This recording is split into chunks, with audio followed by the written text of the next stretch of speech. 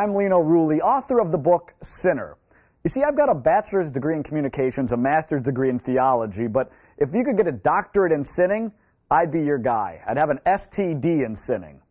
A sacred theological doctorate, of course. I don't know what you were thinking about the STD thing, but if anybody deserves an STD from sinning, you believe me, it's me. So, what can I do to help you understand sin a little more? Let's hear a question. Hey, Lino, why go to confession, and why does a priest need to be there? Technically, that's two questions. Why go to confession? Why does the priest have to be there?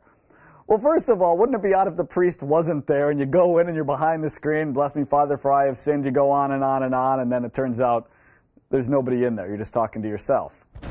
Kind of feels like my day-to-day existence, actually, talking to yourself. We go to confession because it is the normal means that a Catholic reconciles themselves with God.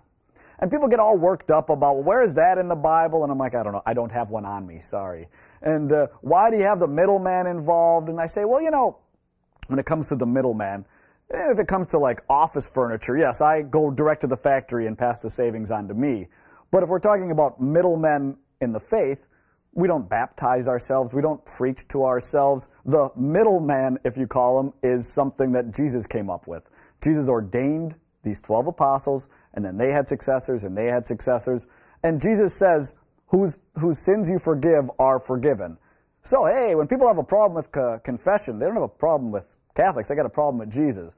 We go to confession because spiritually it's the way to be reconciled, and psychologically you get to say your sins out loud, and then God doesn't have to say, you're forgiven.